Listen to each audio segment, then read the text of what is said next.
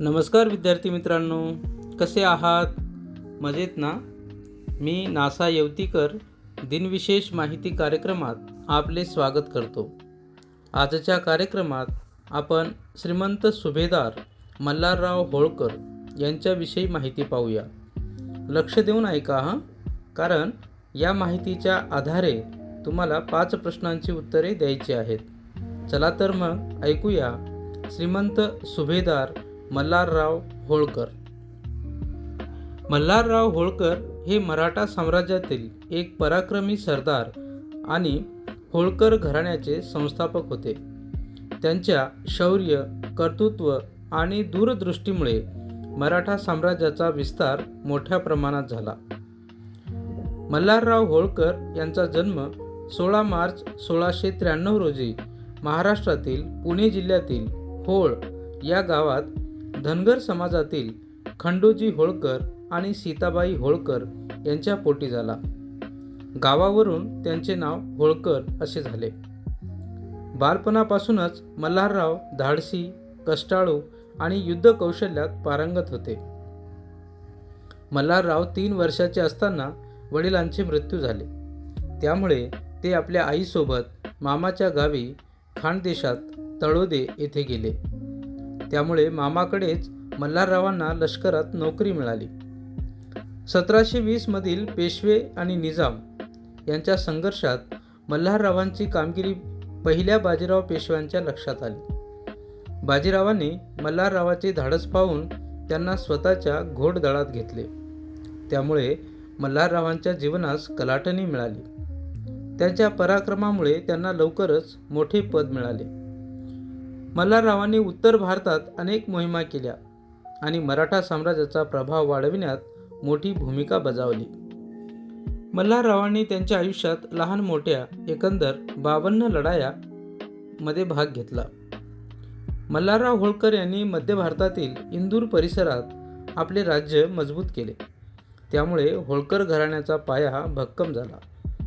मल्हाररावांच्या पत्नी गौतमीबाई यांच्यापासून झालेले एकुलते एक पुत्र म्हणजे खंडेराव.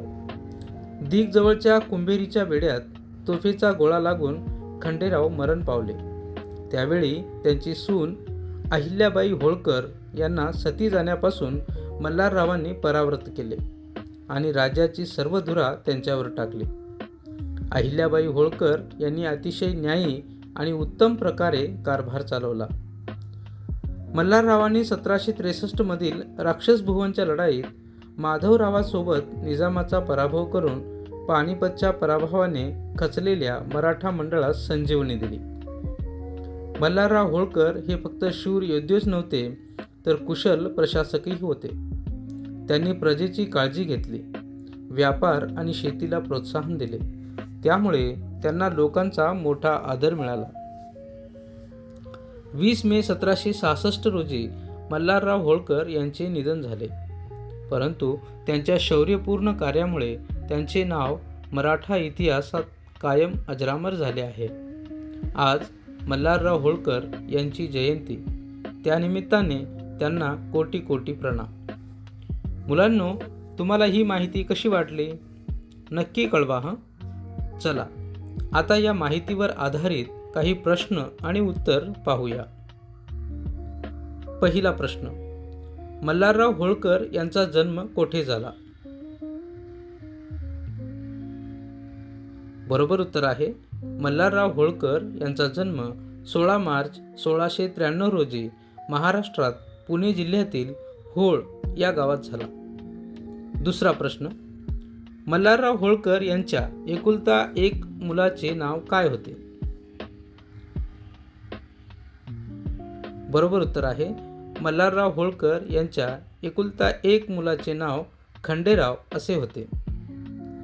तिसरा प्रश्न, मल्हारराव होळकर यांच्या सूनबाईचे नाव काय होते? बरोबर उत्तर आहे, मल्हारराव होळकर यांच्या सूनबाईचे नाव अहिल्यादेवी होळकर असे होते. चौथा प्रश्न, मल्हाररावांनी किती लढायांमध्ये भाग घेतला? बरोबर उत्तर आहे, मल्हाररावांनी त्यांच्या आयुष्यात लहान मोठ्या एकंदर 52 लढायांमध्ये भाग घेतला. आणि आता शेवटचा 5वा प्रश्न. मल्हारराव होळकर यांचे निधन केव्हा झाले? बरोबर उत्तर आहे मल्हारराव होळकर यांचे 20 मे 1766 रोजी निधन झाले. चला पुन्हा भेटूया उद्याच्या दिनविशेष माहिती कार्यक्रमात. तोपर्यंत नमस्कार.